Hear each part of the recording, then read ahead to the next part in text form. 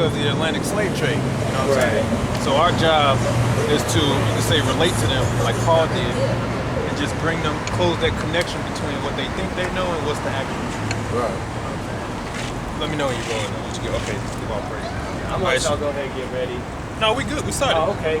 We just give our greetings first. All right. Shalom. We're gonna give all praises to Yahweh. How by Hashem, Yahweh Shai, by Hashem, Rakakadash. I'll say double honors to our apostles and elders here at Great Millstone. Peace and blessings to the hopefully lit. But yeah, Khan, so you said your father Colombian, right? Yeah, he's Colombian, yep. Okay, good. So you must have either heard or listened to Hebrew Israelites over time. Yeah. Yeah. So, because the truth of the matter is your nationality is determined by your father. Right. Your father's lineage.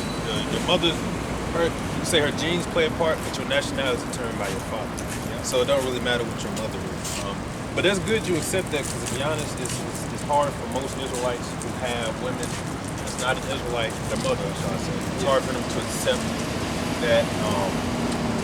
that truth. Right. Because that's why the Lord gave the law.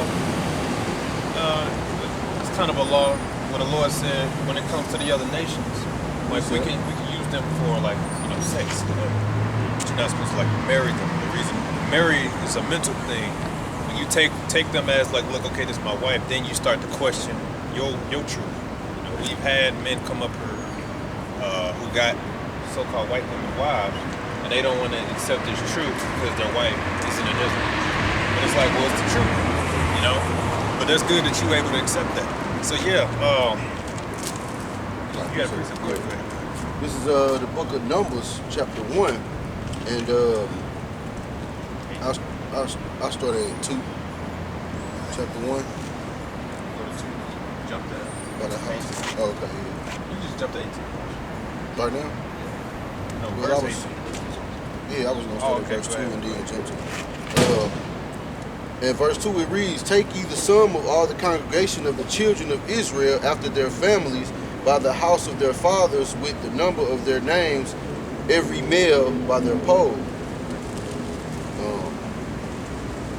Verse 18, "And they assembled all the congregation together on the first day of the second month, and they declared their pedigrees after their families by the house of their fathers." That's right, so it's by your fathers, because believe it or not, most don't know that. Most believe in I'm mixed, right? Like when somebody like you used to say you mixed, we understand what you mean. But really, there's no such thing as mixed. You would just say, my father is from such and such, my mother is from such and such. Just like if you go to the Lord, who the world calls Jesus Christ, the first thing you do is give you his pedigrees and chronicles according to the fathers, all the way from King David. It's even the same with Mary, right? That's what determines your nationality. So that's good you accept it, not most people. Did you have any questions or anything that you heard about it?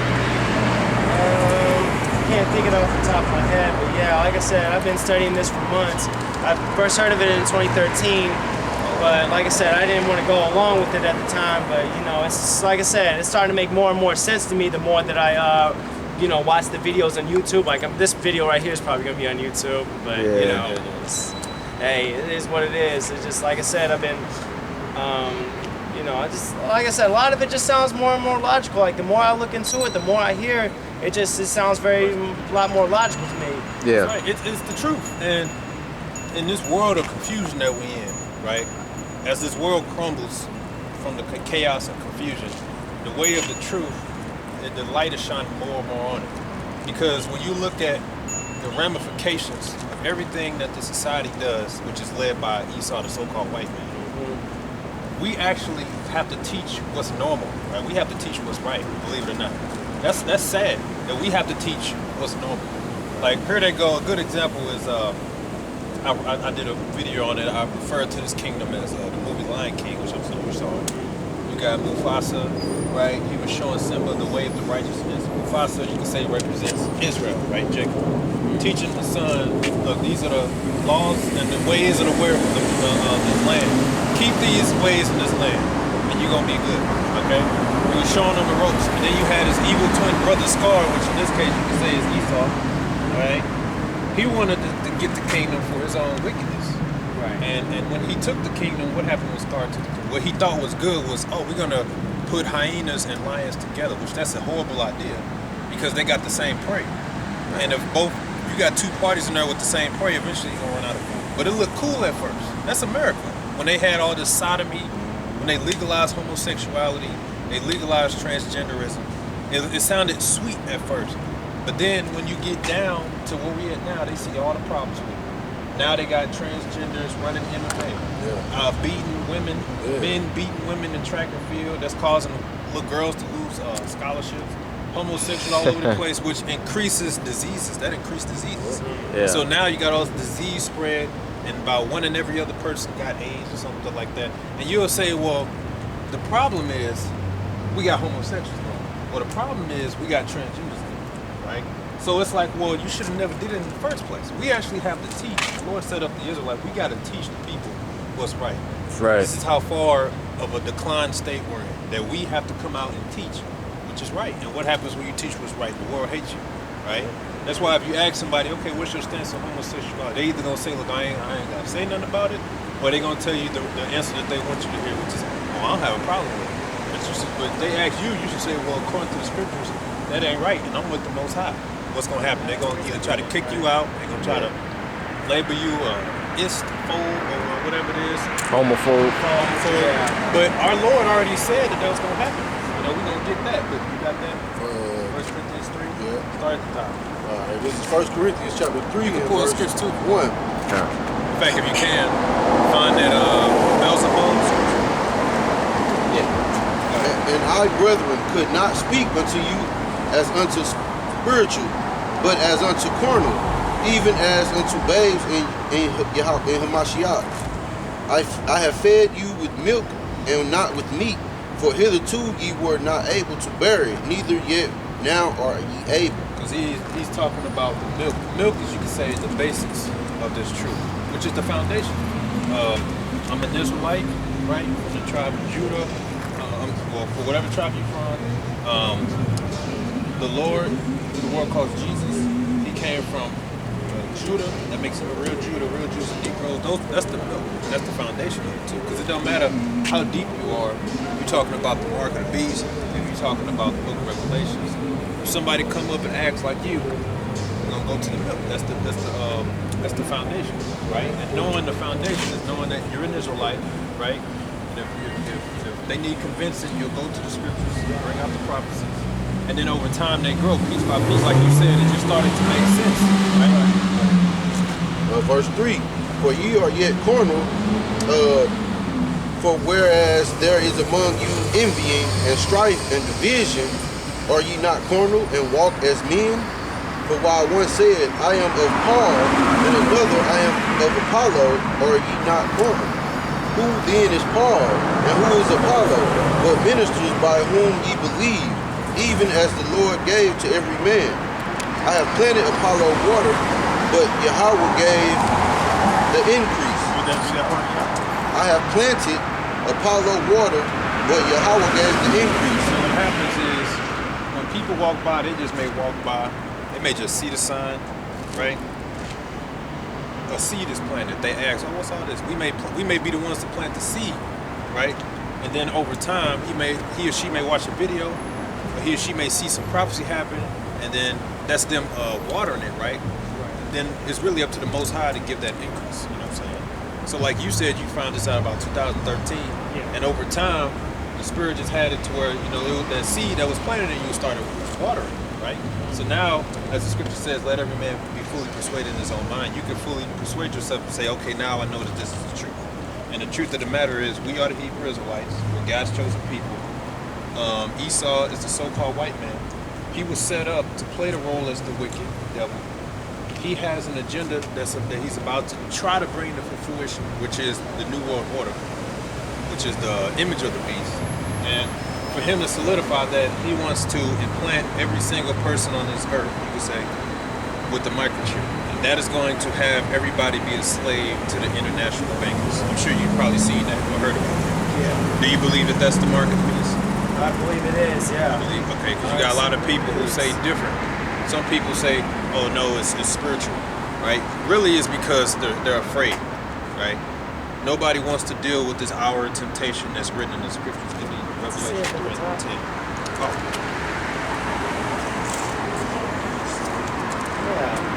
you know what? This picture really says a lot. It's hard to explain what it means exactly, but this really does say a lot. Yeah, and can't you see like we about to get to that point? Yeah. And that's the thing, because for years we've been prophesying that that's a chip, and it's easy to laugh at, right? But look at the state we're in now. We got this pandemic, so-called pandemic, which is being completely blown out of proportion, which is intentional, because a lot of things follow with this. One, they got everybody shut down.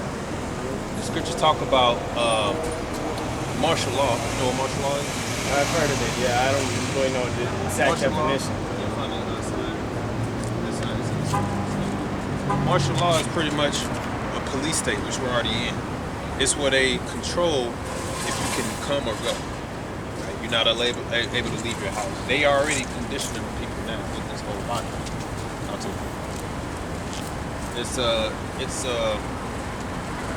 It's where they're gonna have pretty much troops outside your doors, right, limiting where you can and can't go. Read that. This is Revelation chapter 3, verse 10. We're going to show you that all of this, man, it's all prophesied in the scriptures. These people today that's walking up and down the street, you know, wearing masks because they're afraid. They don't really know what's coming. They're just hoping that by 2021 everything's okay. But they don't know that according to the prophecy, it's going to get worse. That's why things only get worse. They're putting their hope that this election will change things, but it's in the prophecy. This is Revelation chapter 3, verse 10. Because thou hast kept the word of my patience, I also will keep thee from the hour of temptation, which shall come upon all the world to try them that dwell upon the earth. Yeah, that's what we wanted us to go. The goal is to be kept from that hour of temptation. The hour of temptation is when they're going to pretty much give you an option that you're either going to take this mark or you're going to be put to death. They're going to set the stage and say that, like they're already setting it now. They're pretty much saying now that if anybody doesn't comply with this vaccine that they're going to bring out, they're going to lock you up and they're going to say you are a public health risk. Same thing with this chip. This is the mark. They're going to say if you don't take this new way of living, then we're going to call you a terrorist, a conspiracy theorist, and you should be detained for the rest of your life. And the thing is, we saying these things, but just observe. You don't got to take our word for it. Just watch the news and watch TV and see what they're doing. That's right. Your freedom, they're taking it away. And it's because if you read Thessalonians, it ultimately is that Esau, the so-called white man, he envies God. He wants to be God.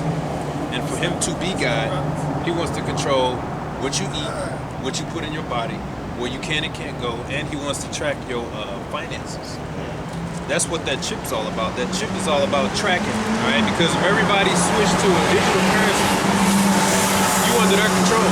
If they want, they can turn your life on or off anytime. Because if they do away with cash, because they hate cash transactions because they can't track it. But everything digital can be tracked. That's what they're trying to move you to.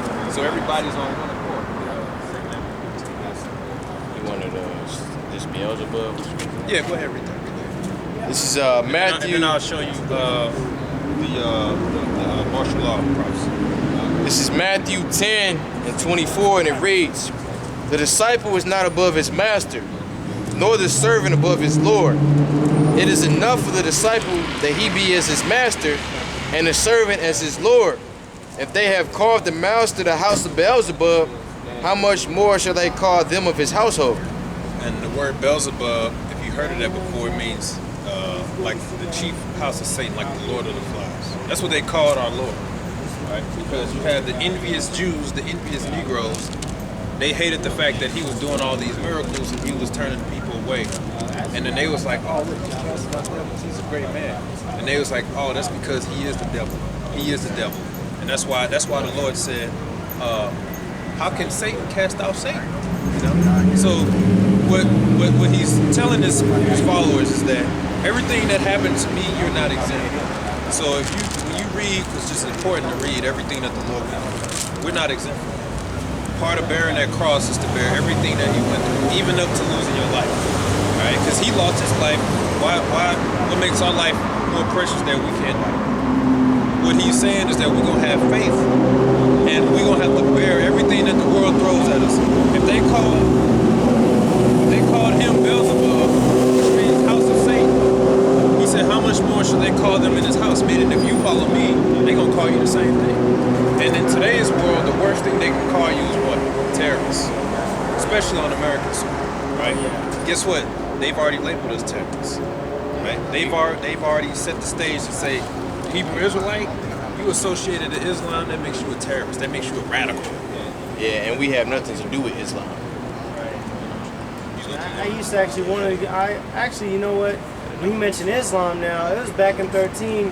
At the same time, me trying to escape out of Christianity, I'm going to like a messianic congregation, which is not necessarily Judaism, not necessarily Christianity, but it's basically teaching, you know, like the Jewish roots of Christianity, basically. Yeah, something like that. Yeah, it's like made to look Jewish, but they go by the Bible more than they do the Torah. Justice. Okay. Yeah. But yep, they've already done that. In fact, if you could just type in Hebrew Israelite, I think one of the very first websites that's gonna come up is that it's gonna say we're under a terrorist watch list. And the Lord said we are to be as wise as serpents, harmless as doves. We harmless out here. We don't have any weapons out here. We don't go around. People want to fight us. We don't try to fight people. They want to fight us, right? And all we're doing is teaching the truth. That's how we know that this is the truth. Give me John 7:7. Okay, go ahead. This is Matthew 12 and 25. And Yahushua knew their thoughts and said unto them, And we say Yahushua because the world calls him Jesus, right? What was that his name? His name was Yeshua. That's what they say. Okay, first of all, he was a Hebrew, right? So he had a Hebrew name. Jesus is not a Hebrew name. The pronunciation, we believe by faith, is pronounced Yahushua. The Most High name is Yahweh. His son's name is Yahushua, which in the Hebrew, it means he is the Savior, he is the deliverer. We've been calling on the name for years. Our elders been in this truth for more than 30 years. Has been calling the name. We believe through faith that that's the name. So when he says Jesus, we really gonna say Yahushua.